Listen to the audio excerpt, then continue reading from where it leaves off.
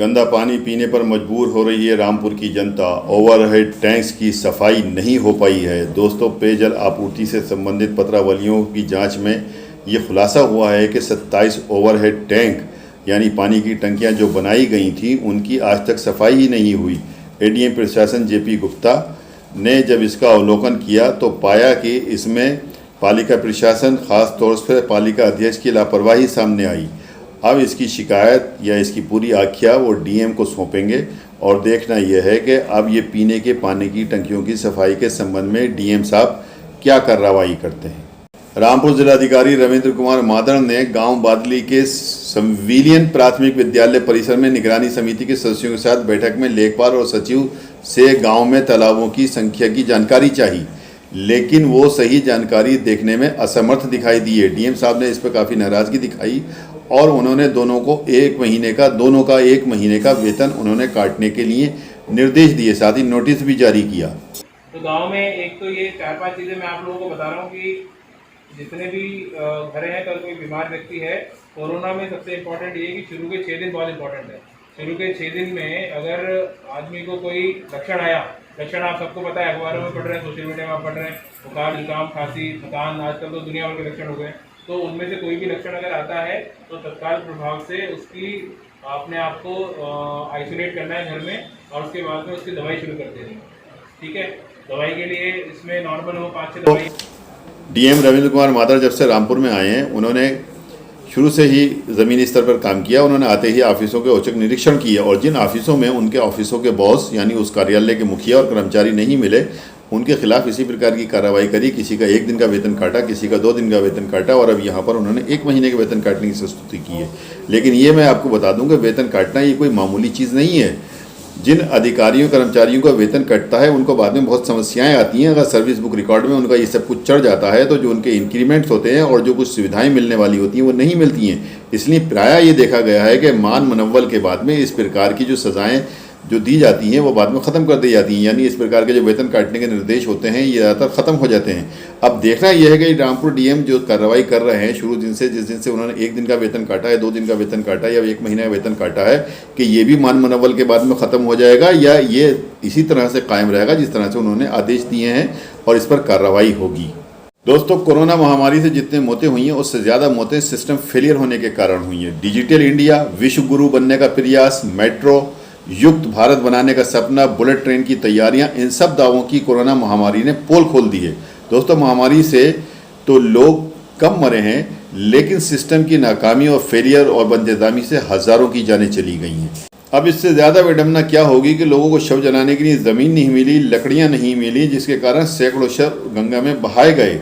कुछ शवों की ऐसी दुर्गति देखी गई जिसकी हमने कभी कल्पना भी नहीं की थी। कहीं कहीं तो एक घर में 2-3 जनाजे एक साथ उठे। इस त्रासदी का कारण कुदरत को नहीं माना जा सकता। इसका कारण तो हमारी भारी भरकम सरकार का विशाल सिस्टम है। सब कुछ जानते हुए धार्मिक अनुष्ठानों की इजाज़त दी गई। इस खतरनाक दूसरी लहर में 5 राज्यों में चुनाव कराए गए। उत्तर प्रदेश में पंचायत चुनाव कराया गया। लांसेट और विश्वव्यापी मीडिया ने साफ कहा कि भारत में इतनी ज़्यादा मौतों का कारण वहाँ की सरकार और सिस्टम है। 1 माह पहले शुरू हुई ऑक्सीजन की किल्लत में आज भी कोई ख़ास सुधार नहीं है। वो प्राइवेट अस्पताल जो इस बुरे वक्त में लोगों की जान बचाने के लिए सामने आ गए हैं, वो अपना काम कर रहे हैं, उन्हें भी कोई सुविधा नहीं दी जा रही है। सुविधा तो छोड़िए, ऑक्सीजन तक भी उनको मुहैया नहीं कराई जा रही है। सरकारी अस्पतालों में सरकार ने हर सुविधा देने का प्रयास किया है लेकिन स्वास्थ्य विभाग की लापरवाही, काबिलियत की कमी के कारण अस्पताल में वेंटिलेटर तो हैं लेकिन उनको चलाने के लिए टेक्नीशियन नहीं है, शोपीस बने हुए हैं। ताज्जुब की बात यह है कि इस महामारी का प्रकोप झेलते 1 माह बीत जाने के बाद भी आज तक इन बेकार पड़े वेंटिलेटरों का कोई जीर्णोद्धार नहीं हुआ। पूरे हिंदुस्तान की बात तो छोड़ दीजिए, हम सिर्फ उत्तर प्रदेश की बात करते हैं। सबसे पहले लखनऊ चलते हैं। अखबार में छपी मीडिया रिपोर्ट के अनुसार यहाँ के 3 कोविड अस्पतालों में 40 से ज़्यादा वेंटिलेटर धूल चाट रहे हैं। इन्हें चलाने वाला कोई टेक्नीशियन नहीं है। बलरामपुर अस्पताल, लोक बंधु और राम सागर मिश्र नामक अस्पतालों में 1 साल पहले वेंटिलेटर भेजे गए थे, लेकिन आज तक इनको चलाने वाले का प्रबंध नहीं किया गया। यानी बड़े बड़े दावे करने वाली सरकार, बुलेट ट्रेन चलाने वाली सरकार के पास वेंटिलेटर ऑपरेटर नहीं है, वो भी इस स्थिति में नहीं है जब लोगों को इसकी बेइंतहा ज़रूरत है।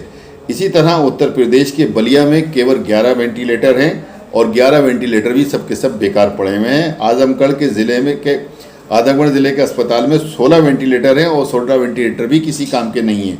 बरेली के 300 बेड वाले कोविड अस्पताल में 18 वेंटिलेटर हैं। 18 वेंटिलेटर में 1 या 2 मुश्किल से काम कर रहे हैं, बाकी वहाँ भी सब बेकार हैं।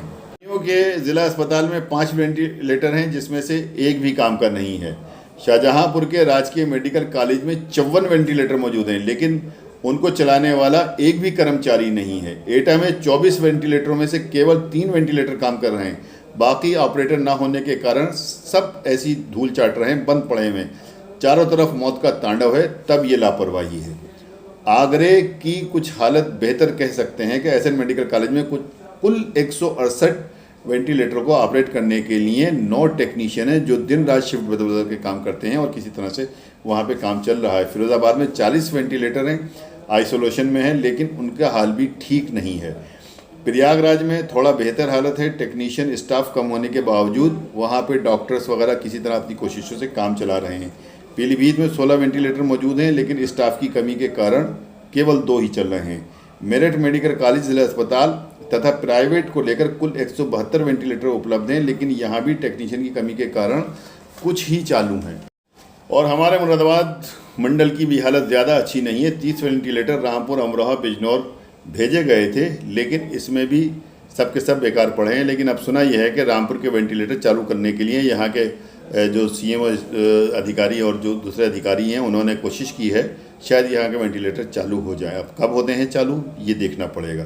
दोस्तों, सब जानते हैं कि इस कोरोना महामारी में यदि कोई इसकी चपेट में आ जाता है तो उसकी सांसें घुटना शुरू हो जाती हैं, जिसके लिए उसको वेंटिलेटर या ऑक्सीजन सपोर्ट की ज़रूरत पड़ती है। और इस वक्त आप देख रहे हैं ना तो हमारे देश में ऑक्सीजन ही उपलब्ध है और ना ही वेंटिलेटर उपलब्ध है। ऐसे में क्या होगा उन लोगों का जिनको ये मर्ज़ घेर रहा है? सोचने की बात है। ऐसे में क्या होगा उन लोगों का जिन्हें ये मर्ज़ घेर रहा है, अपनी दबोच में ले रहा है, उनको मौत के मुंह तक लेके जा रहा है? ये एक सोचने की बात है। दोस्तों, मैं आपके सामने रोज़ाना ही ख़बरें लेकर आता हूँ। इसमें हो सकता है कि कुछ ख़बरें आपको पसंद आती हों, कुछ ख़बरें आपको पसंद नहीं भी आती हों। अगर पसंद आती हों जब और नहीं आती हों जब, गुजारिश है कि कमेंट बॉक्स में जाके कमेंट ज़रूर करें।